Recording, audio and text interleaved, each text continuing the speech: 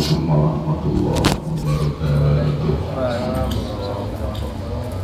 Alhamdulillah wassalatu wassalamu ala Rasulillah wa ala alihi wa sahbihi wa mawala. La haula wala quwwata illa billah. Amma ba'du. Sama-sama kita panjatkan puja serta puji syukur kehadirat Allah Subhanahu wa taala. Alhamdulillah.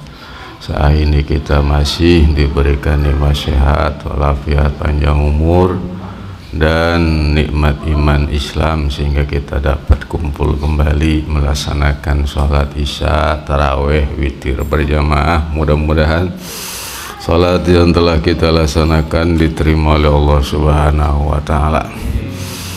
Salawat salam mugia tercurah limpah kehariban junjungan alam kita Kanjeng Nabi besar Muhammad sallallahu alaihi wasallam dan para keluarga, sahabat, para tabi'in, atba' tabi'in ila yaumil qiyamah. Mudah-mudahan kita pun semuanya kelak nanti di akhirat, di yaumil kiamat mendapatkan syafaat dari baginda junjungan Nabi besar Muhammad sallallahu alaihi wasallam. Para bapak ibu jamaah sekalian rahimakumullah, alhamdulillah saat ini kita masih diberikan kekuatan untuk melaksanakan puasa di hari yang ke-13 ya. Alhamdulillahirabbil alamin. Mudah-mudahan puasa kita dari hari pertama sampai hari 13 ini diterima oleh Allah Subhanahu wa taala. Alhamdulillah juga kita malam ini telah bisa melaksanakan salat tarawih yang malam yang ke-14, yang ini merupakan bentuk rahmat karunia dari Allah Subhanahu wa taala. Kita masih diberikan kekuatan untuk melaksanakan ibadah kepada Allah Subhanahu wa taala, yang mana ini adalah bentuk amaliyah yang mana harapan kita adalah kelak nanti di yaumil qiyamah ini menjadi satu saksi, menjadi satu dalil di hadapan Allah bahwa kita tergolong hamba-hambanya yang melaksanakan taat ibadah kepada Allah. Sebab kita nanti di akhirat bukan dengan lisan kita ngaku ahli ibadah, tapi nanti ada ibadah-ibadah kita yang bakal menjadi saksi. Kayak kita ngaji, majlis itu bakal jadi saksi nanti di yaumil qiyamah. Ketika kita ibadah, jalan melewati pohon, bebatuan, pohon batu pun bakal jadi saksi nanti di yaumil qiyamah. Begitu juga sebaliknya, kalau kita berbuat maksiat, mulut kita 1000 kali ngebohong di hadapan Allah, tetap bakal ada saksi-saksinya nanti. Ketika kita nyolong, pohon bebatuan yang kita lewatin bakal jadi saksi bahwa kita nyolong. Kita ngebohong, semuanya pun bakal jadi saksi. Apa yang ketika waktu di dunia, itu semua perkara yang ada di dunia semuanya bakal bersaksi. Kalau kita kadang masih bisa ngebohong, kita kadang masih bisa disuap, tapi ketika bicara saksi-saksi pohon, batu, hewan, itu semuanya nggak bisa disogok nanti di hadapan Allah Subhanahu wa taala. Oleh karenanya kita mah manusia, bangsa jin, bangsa manusia, ini semuanya bakal dihisab amal, bakal ditimbang amal nanti di hadapan Allah Subhanahu wa taala. Tinggal sebagus-bagusnya sekarang ya. Ada yang jadi istri neraka gara-gara nggak taat sama suami. Ada seorang suami neraka gara-gara nggak peduli sama anak istri. Ada yang sekeluarga ke neraka semuanya. Ada yang sekampung, ada yang senegara ke neraka. Itu semuanya tergantung amaliyah kita. Makanya kita punya rakyat. Rakyat kita adalah mata kita, rakyat kita. Kuping kita, rakyat kita.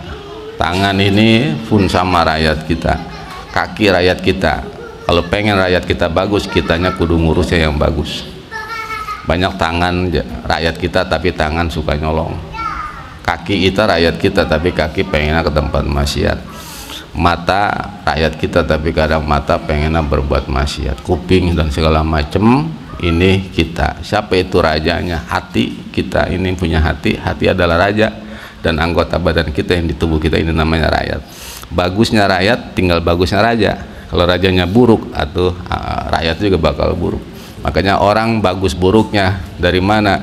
Dari hatinya. Ketika perbuatannya bagus pasti hatinya bagus. Kalau perbuatannya buruk pasti hatinya buruk. Nah, oleh karenanya bagusin perbuatan kita dengan cara bagaimana? Bukan ngebagusin fisik, tapi hatinya pun kudu bagus. Kalau hati bagus nanti fisik ngikutin bagus. Sebab ada orang munafik. Munafik mah perbuatannya bagus tapi hatinya busuk. Nah, naudzubillahi min dzalik. Jadi pengen nama di alam segala macam. Jadi kita mah semuanya rapin-rapin sebab kita semuanya ada malaikat yang ngedampingin kita, namanya malaikat muhafadzah. Malaikat muhafadzah itu ada 20 malaikat, 10 malaikat fil nahar, terus 10 malaikat fil lail. Malam hari ada 10 malaikat, siang hari ada 10 malaikat. Jadi kita ini terus ada yang ngejagain. Ketika kita berbuat bagus, ada yang nyaksiin malaikat tadi. Ketika kita berbuat buruk, ada malaikat tadi yang nyaksiin. Jangan anggap, jangan punya sangka kita ini nggak ada yang nyaksiin. Kalau Allah udah pasti jelas, kita yakin Allah maha melihat, maha mendengar. Tapi ketika bicara malaikat yang diutus, tugasnya ngapain? Ini malaikat terus ngedampingin kita, beda-beda masing-masing. 10 malaikat di waktu siang, 10 malaikat di waktu malam. Yang mana siang malam gantian, ada aplusannya. Dia punya shift malaikat, tugasnya ngejagain kita. Sebelah kanan 2, sebelah kiri 2, udah berapa? 4. Sebelah depan kita 2, sebelah belakang kita 2, berapa? 8. Tinggal 2 lagi di mana? Di jidat kita 1. Kemudian di hati kita 1, 10. Kita nggak lepas dari malaikat. Di samping nanti adalah malaikat karibiyun, ada malaikat mukatab, yaitu malaikat yang tugasnya nyatet amal. Itu lain lagi tuh malaikat itu mah, jadi malaikat rokib atid, belakangan rokib, bakirin atid, itu nyatet semua. Jadi apapun yang telah kita lakukan dari balik sampai mati itu nggak ada yang keluar, semuanya kecatet semuanya, bagus buruknya. Nah inilah nanti kita bakal menentukan selamat atau tidak, tinggal waktu di dunia. Sebab nanti para malaikat itu nanti bersaksi. Yang jelas pada saat ini malaikat-malaikat sedang menyaksikan kita dalam keadaan taat ibadah kepada Allah Subhanahu wa Ta'ala.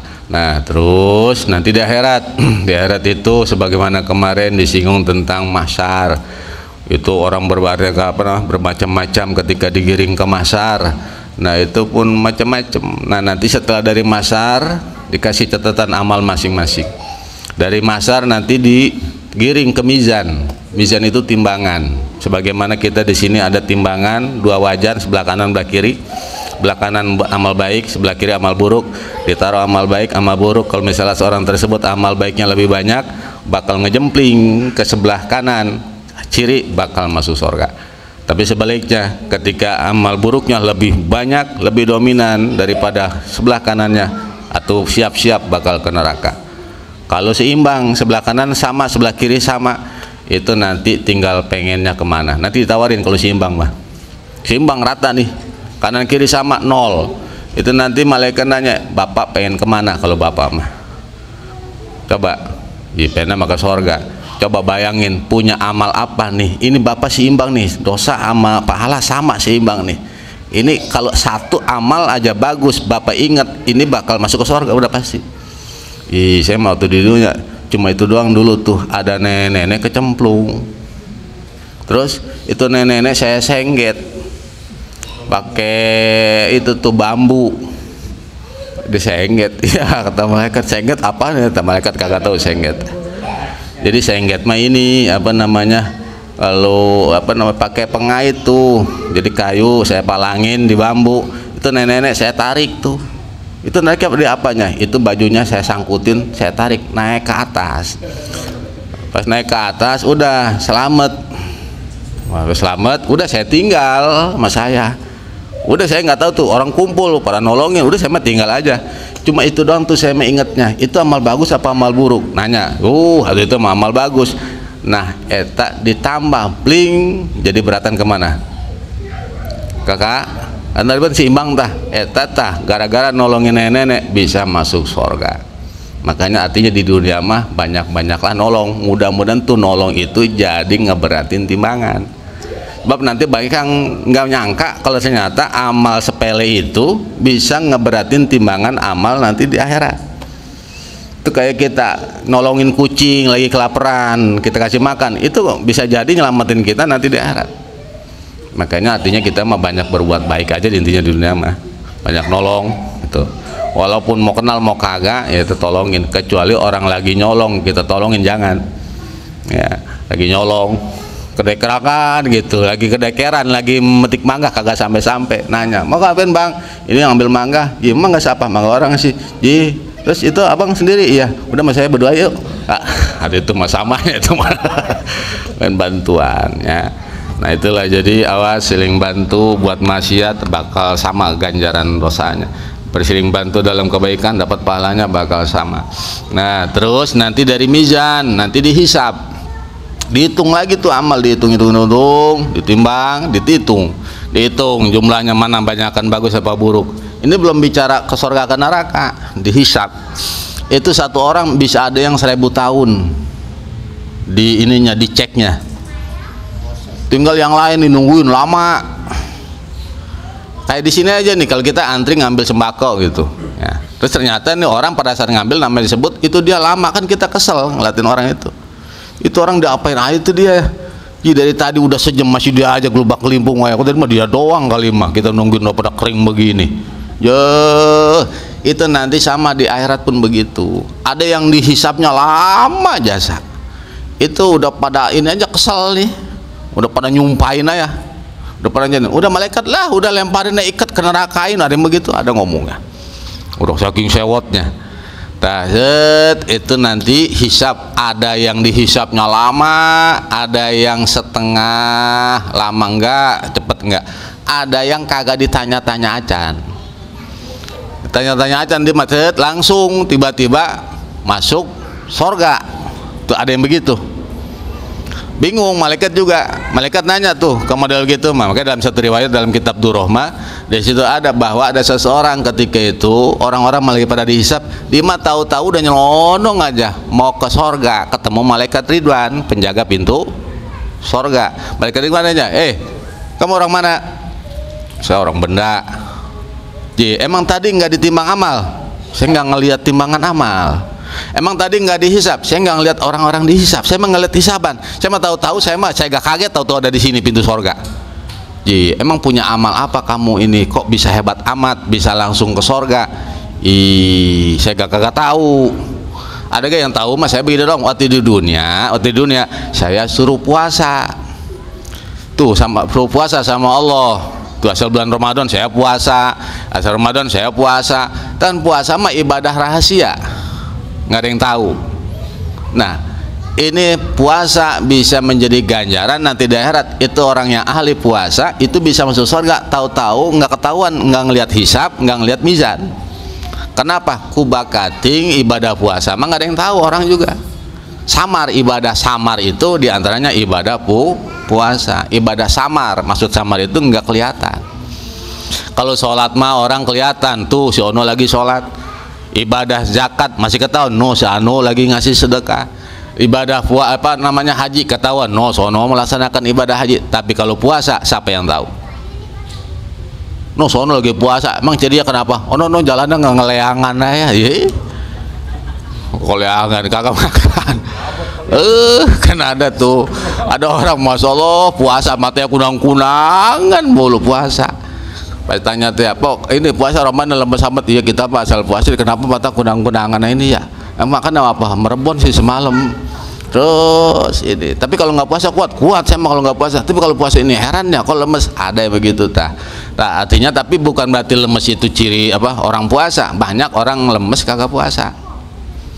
Tuh, ada lagi yang gagah, itu kali yang puasa mah yang beludah mulu. Belum tentu yang beludah puasa. Ya, ada yang beludah tapi kagak puasa.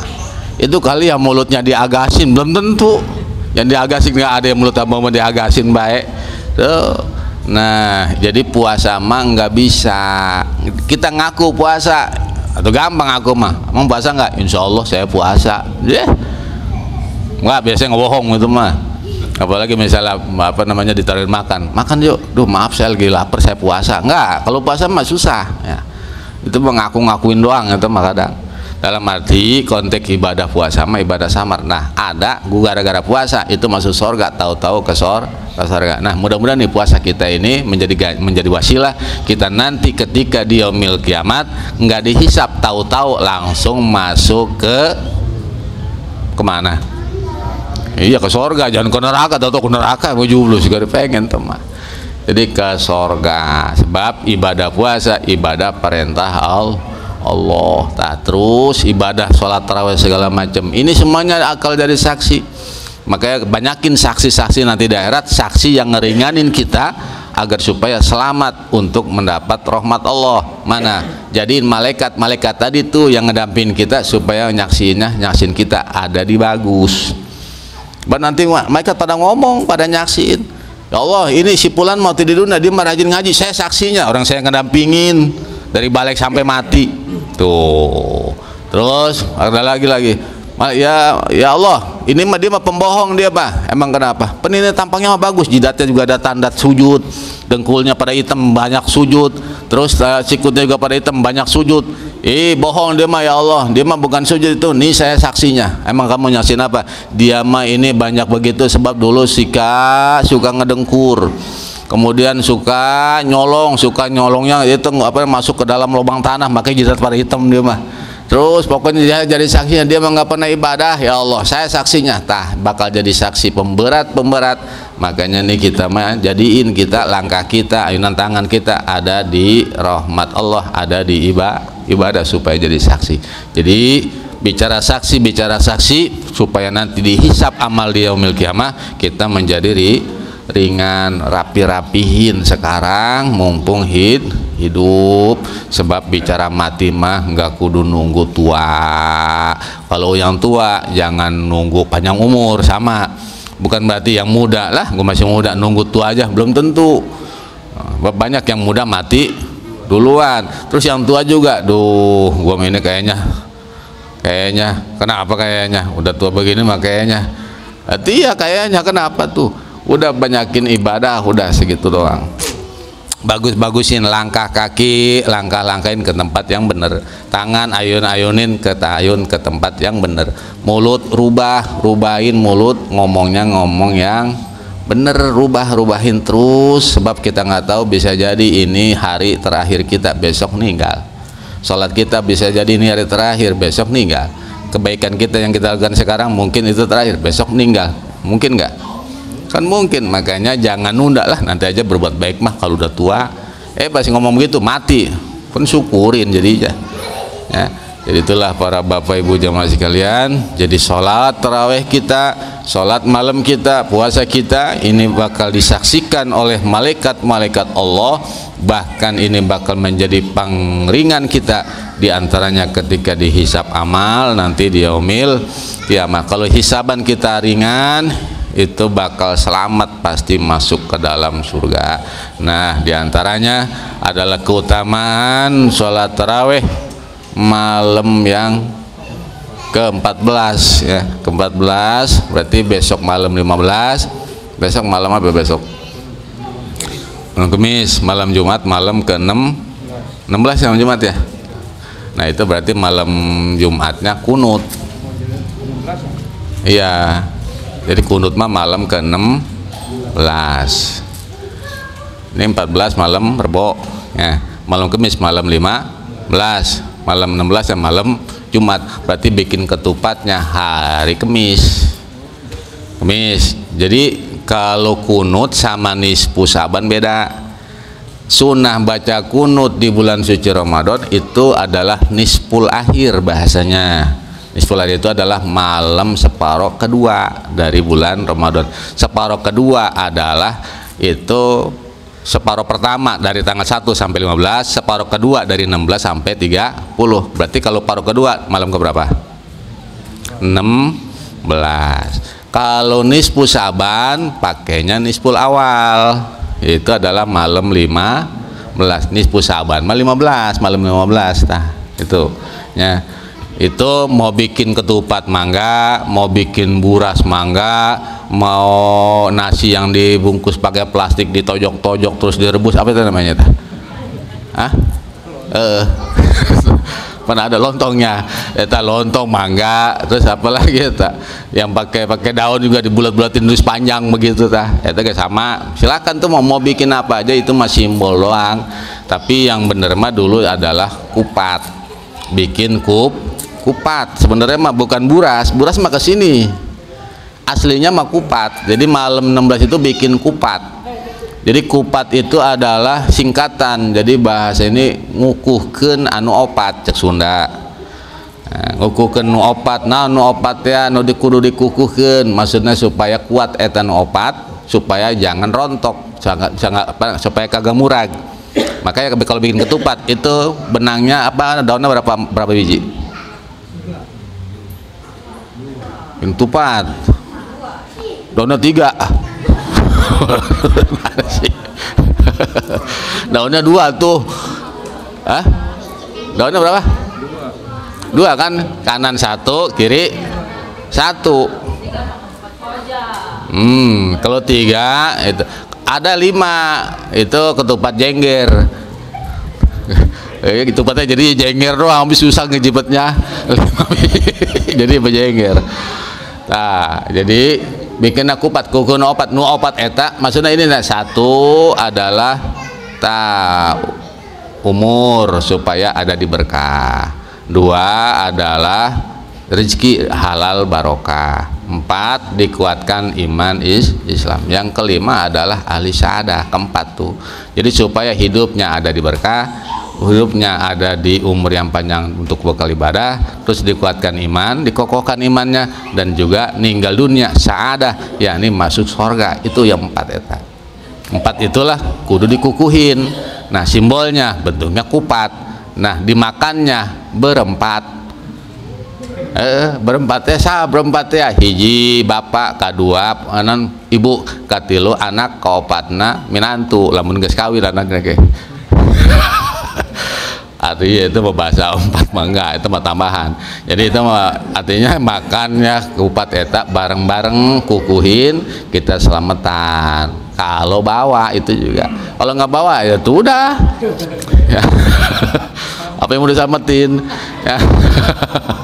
Nah, terus baca kunutnya itu nanti di witir terakhir yang serokaat ya. Itu nanti pas malam Jumatnya baru baca kunut di witir yang terakhir tuh ya, yang 1 rakaat tuh. Itu nanti habis ruku jangan langsung nungsep dulu sujud, jadi baca kunut ya, awas tah denger-dengerin. Nah, nanti apa hikmahnya, ada hikmahnya nantilah itu mah diceritain. Jadi simpulnya ini mah, jadi malam ini kita tarawih malam yang ke-14. Katakannya Nabi, nanti ja'atil malaikatu tashhaduna yaumal qiyamati lahu annahu shollat tarawih wa la yuhasibuhu lahu yaumal qiyamah. Jadi orang yang sholat tarawih malam yang ke-14 nanti bakal datang nanti di akhirat. Terus para malaikat-malaikat Allah tuh tadi tuh malaikat muhafadzah, malaikat karubin, malaikat katibiyun, itu semuanya bakal yashaduna lahu, bakal bersaksi buat dirinya yang sholat tarawih malam ke-11. Itu nanti malaikat-malaikat bakal bersaksi ke siapa? Ke kita nih yang sekarang tarawih. Di mana? Nanti dari kiamat nyaksiin apa? Qad sholat tarawih, bahwa ini kita telah melaksanakan sholat tarawih. Jadi kata malaikat, ya Allah, ini semuanya nih orang benda itu dia ini saya bersaksi bahwa dia ini sholat taraweh. Oleh karena itu, karena melaksanakan ibadah taat di bulan suci Ramadan dengan mengharap rahmat dan ridha Allah, la yuhasibuhu yaumal qiyamah, maka nanti enggak dihisab, langsung lewat masuk ke surganya Allah Subhanahu wa ta'ala. Alhamdulillah. Kalau nanti dari sini dari malam 14 terus kesononya ngerapihin ibadah, ternyata umurnya masih dikasih panjang sampai malam takbiran. Pas lebaran dapat seminggu nyolong sendal, mah tetap dihisab. Nah, tetap dihisab atau nyolong ya, bohongan nyolong. Makanya terus kalau bisa mata umur habis ibadah mendoa, ya Allah udahlah saya mah kalau misalnya umur panjang bakal macet mulu, mendingan sekarang nih saya ibadah mati ya Allah. Begitu kalau mau ngedoa mah itu ya mau. Itu buat apa umur panjang kalau dosa mulu Pak ya, mendingan umur pendek lagi ibadah mati udah kan, yang dituju makan surga. Dunia mah capek sebenarnya, dunia mah capek, kudu kerja nyari duit, mending digaji kagak, kemudian kudu sholat, kudu puasa pennya. Tapi kalau udah mati tuh mati, yang pernah mati di kober pada betah pennya. Ini kober emang ada yang pulang lagi kali lapar lama, saya mah pengen balik lagi lah, apa kenapa lu kagak betah di kuburan. Iya tak pada betah orang tak. Aduh, tak doang tak. Aduh, masya Allah. Kita makanya bersyukur. Jadi intinya mah kita supaya ada dalam rahmat dan ridha Allah Subhanahu. Kita sudah disaksikan oleh malaikat, kita sudah melaksanakan ibadah puasa dan salat tarawih malam ini, kita sudah disaksikan bahwa kita telah melaksanakan salat tarawih dan kelak nanti nggak bakal dihisab oleh Allah Subhanahu wa taala. Amin ya robbal alamin. Al-Fatihah. Bismillahirrahmanirrahim. Iyyaka na'budu wa iyyaka nasta'in. Shiratal ladzina an'amta 'alaihim ghairil maghdubi 'alaihim waladdallin. Amin. Allahumma shalli wa sallim ala sayyidina Muhammadin fil awwalin wa akhirin wa barik wa sallim radhiyallahu ta'ala an kulli sahabati Rasulillah ajmain. Amin ya Allah ya rabbal alamin. Allahumma inna nas'aluka imanan daima wa nas'aluka qalban khashi'a wa nas'aluka yaqinan shadiqa wa nas'aluka tamamal afiyah wa nas'aluka al-'afwa wal afiyah wa nas'aluka al-ghinanin nas. Allahumma taqabbal minna salatana wa siyamana wa wudu'ana wa qiyamana wa qira'atana wa ruku'ana wa sujudana wa qu'udana wa tasyahudana wa takhusyu'ana wa ta'abudana wa tadarru'ana wa tamim taksurana wa la tadribiha wujuhana ya ilahal alamin wa ya khairan nasirin wa syirin syaraman tamasyaka fi dinil qawin akhtim lana wal muslimin wal muslimat wal mu'minin wa mu'min khair birahmatika arhamar rahimin. Salli wa sallim ala jamil anbiya wal mursalin walhamdulillahi rabbil alamin. A'udzu billahi minasy syaithanir rajim. Bismillahirrahmanirrahim. Nawaitu sawma ghadin an adai fardi syahri ramadhani hadihis lillahi ta'ala. Sejak ku niat puasa esok hari daripada bulan suci Ramadan ini, tahun tunai fardu karena Allah Ta'ala. Sallallahu alaihi wasallam. Sallallahu ala